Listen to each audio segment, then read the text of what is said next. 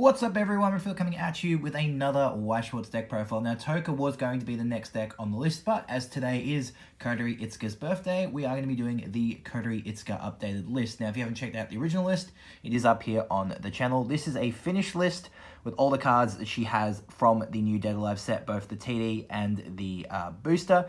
You don't need any cards from Bunko for this deck, and this deck I'd say is definitely medium budget. I think it's running one of the most expensive level ones. Other than that, it's pretty affordable. It's currently not buildable in English, but there is a chance, of course, like any set could come to English. Bunko came to English, so it's pretty likely that Dead Alive will come to English eventually. If you guys like the video, remember to give it a thumbs up and consider subscribing to the channel. Help me reach that 400 subscriber milestone I'm trying to reach by the end of the year. Now that's out of the way, let's jump into the profile and hopefully you guys do enjoy it. Starting things off with our grade zeros, we have 4 copies of Kotori Itsuka. When she attacks, if all our characters are Date or Elemental, she can pump one of our Date or Elemental characters 1000 power until the end of the turn when she attacks. And when she goes to the waiting room, we can discard a card from our hand, look at the top 4 cards of our deck, add a Date or Elemental character from those to our hand. Next up, we have 3 copies of Kotori for Patience. So she's a level 0 stock bomb. She gets reversed, you take the bottom card of your opponent's stock out of it, put it in the waiting room, and then you put that character at the top of your opponent's stock. And when your opponent plays a climax, if she's on your field, you can chuck her straight into stock. Good way to get rid of some characters and have some nice stock charge as well. You can always chuck her in the back row if you know you need that stock later on in the game. Copies of Swimsuit Kotori. When she comes from hand to stage, with the top 2 cards of your deck, you can put them back in any order you want. And she's also a pay 1, drop 1 salvage. Then when we do that, we also get to give one of our characters 1000 power until the end of the turn. 3 copies of Shido Itsuka. Yes, this is not Kotori, but it is her big brother. Sometimes you do need the extra mill at your hands. This is why we do play this Shido. Feel free to run another Kotori card if you want. I just feel consistency-wise, we do need to run the Shido in this deck. So on play, you bounce your opponent's entire field to memory, and then they place it back. So this gets rid of effects that they had, like do the origami effect that we had from Bunko, that if she's attacked, she can be bounced. Obviously, the combo doesn't technically exist anymore, so that's why that effect works. At least that's what I've been told.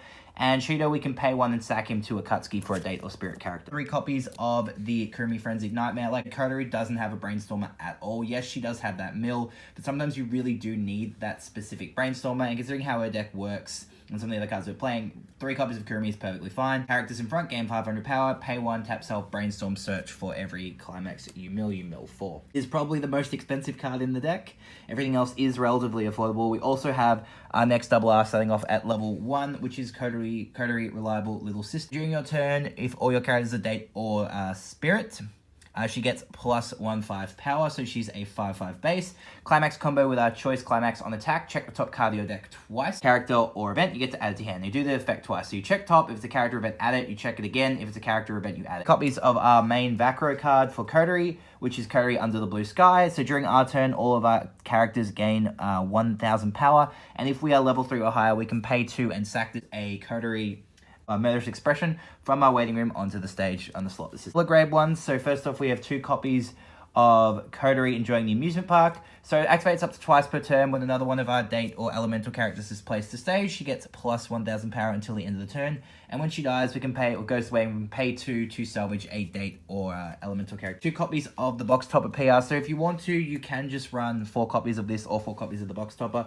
I do think 2 and 2 is fine. So this is a nice level 1 beat stick. So a 1/1/6. Another one of our Date or Spirit characters attacks, she gains plus 500 until the end of the turn. And she also has Concourse. 2 level 1 Kotori counters. These are Kotori Surveillance at the Bun Shop. Essentially, if you know the Nico counter or the Bibi counter, it's essentially that. When you play the counter, if all your characters are Day of Spirit, you get to blind charge top card of your deck. It's a 2k counter. Copies of the event, My Little Shido. This is a bit wordy. So you rest one of your standing characters. You can choose one of the following 3. The first effect is to check the top 4 cards of your deck, add a Date or Elemental to your hand.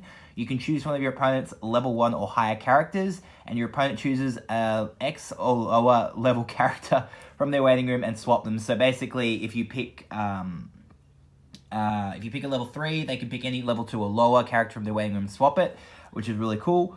And then, of course, -1. So they have to go. So you can get rid of their problematic cards and then make them play a little weaker ones.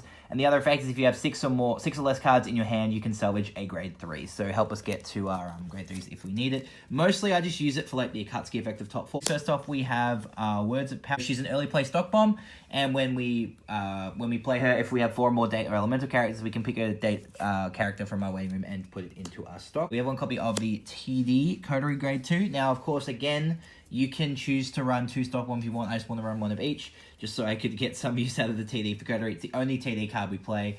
When one of our other date or spirit characters attacks, she gets plus 2k till the end of the turn, and she has hand on call. Grade 3s, first off, we have 2 copies of the Kotori to save the spirits. So she has no early play, and she has no healer. So keep that in mind when you're playing the Kotori deck. You won't be able to heal, so you got to be careful with how much stock, with how much damage you have, and that when you're clocking and everything like that. It's just unfortunate that that's she got 3 grade 3s, but none of them heal. So she's a level 3 assist at all characters in front of her game plus 2,000 power.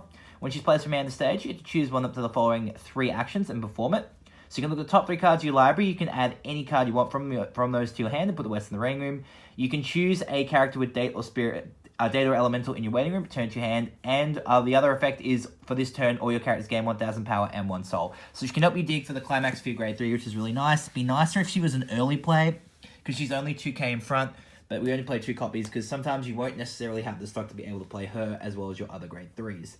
Moving on to our main grade 3, we only play 3 copies of it because we are already playing 8. We're playing 8 grade 3s in the deck. And yes, I know you guys may be thinking, you know, Kurumi plays like 10 grade 3s or something like that, or 9 grade 3s, something ridiculous. This deck, yeah, the grade 3s aren't great, so you really want to make sure that you have a lot of other lower level characters so you can build up the stock you need to play all this. So this is Murderous Expression. For each of your other data elemental characters, gets plus 500 power. Thankfully, that is cross-turn. That's not just on your turn. And on attack, Climax combo, we mill the top card of our deck, and we burn our opponent for the level of that card plus 1. So it's basically a Musashi burn on attack, and it's a Climax combo with our gate. And finally, the last 3 grade 3s we play are Kotori's Elemental Spirit. So on attack, we check the top card of our deck. If it's a character or an event, we get to burn 1. Thankfully, Kotori does like events on top of our deck, which is why we get to play the My Little Shido event. And then her other effect is at the start of the climax phase, we can send her to the waiting room to change into Kotori Murderous Expression. So we do have 2 specific ways to get the Murderous Expression, so you don't always have to worry about Murderous Expression being in your hand, and you don't have to really pay any extra stock to get it out.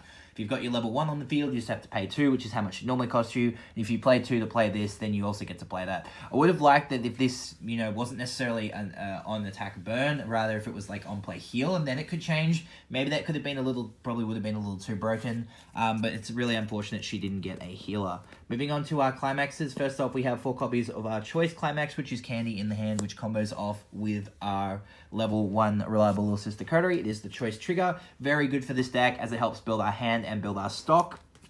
And then 4 copies of the gate, which is Flame to Drill at Time Gate. This is, of course, comboing with our grade 3. And, of course, on trigger or play, we get to salvage, which is very... on trigger, we get to salvage, and on play, give 1k at 1 soul. But anyway, guys, that is it for the deck. Let me know your thoughts on it in the comments below. Happy birthday, Kotori. If you guys are still waiting for that Tohka list, it is coming very, very soon. I am still working on the Yoshino deck, doing a few more adjustments and really trying to convince myself to actually do the profile. I don't like the deck at all. It's really bad. It's arguably the worst deck. In terms of Kotori's power level, in terms of ranking against the other 5 decks,